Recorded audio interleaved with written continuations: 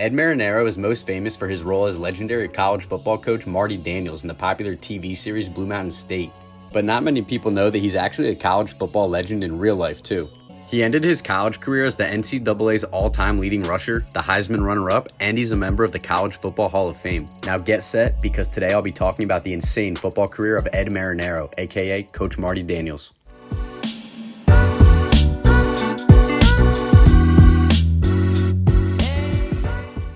Marinaro grew up in New Milford, New Jersey, where he was a standout as both an athlete and a student.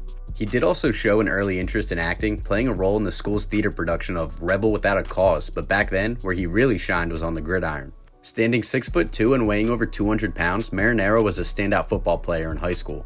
And because he's from New Jersey, he was looking into some local schools like Rutgers and even Princeton when thinking about where to spend his college years. But after getting waitlisted at Princeton, he actually decided to take his talents to Ithaca, New York, and play running back for another prestigious Ivy League school in the Cornell University Big Red football team. Marinaro began his career at Cornell back in 1968, but back in those days, freshmen weren't allowed to play, so I'll skip ahead to his sophomore year in 1969, where he hit the ground running, and I mean literally. Cornell only went 4-5 on the year, but Marinaro earned the starting spot at tailback and he went crazy, rushing for over 1,400 yards and 14 touchdowns.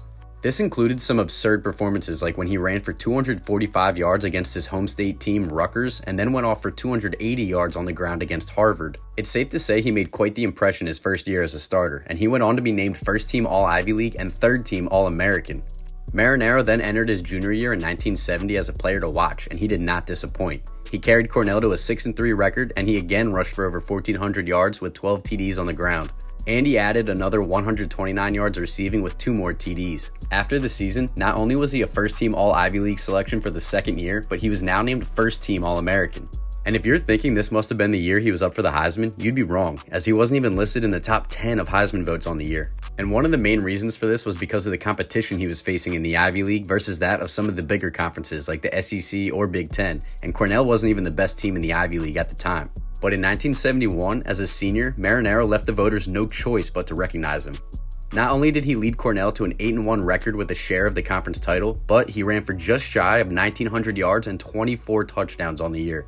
Now, these numbers are obviously impressive, but he actually did all this in just 9 games, which meant that he somehow averaged over 200 yards rushing per game on the season. And this season brought his career rushing total to over 4,700 yards, making him the first player in NCAA history to rush for over 4,000 yards in a career. All in all, Marinaro set 16 NCAA records, 4 of which still stand today. Those records are most carries per game in a season with 39.6, carries per game in a career with 34, career rushing yards per game with 174.6, and he was the fastest player to hit 1,000 yards rushing in a season, reaching the 1,000 yard mark in just the 5th game of his senior year. And like I mentioned earlier, freshmen weren't allowed to play back then, so he achieved all this in just 3 years. As a senior, Marinaro also led the nation in scoring and all-purpose yards, and this success couldn't be denied. He was obviously named first team All-Conference again, but he was also named a consensus All-American. And this year, Marinaro was up for the Heisman Trophy. Ed Marinaro, Cornell University.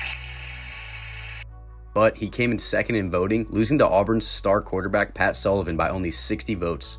He may not have won the Heisman, but he did take home the Maxwell Award, and he was named the UPI College Football Player of the Year in 1971. What makes this even more impressive is the fact that the Ivy League wasn't really that well respected in the football world, so even though Cornell went 8-1 and won their conference, they weren't ranked in the top 25, and on top of that, they weren't even receiving votes. So to have a player from the Ivy League finish second in Heisman voting goes to show how dominant Marinaro was his senior year.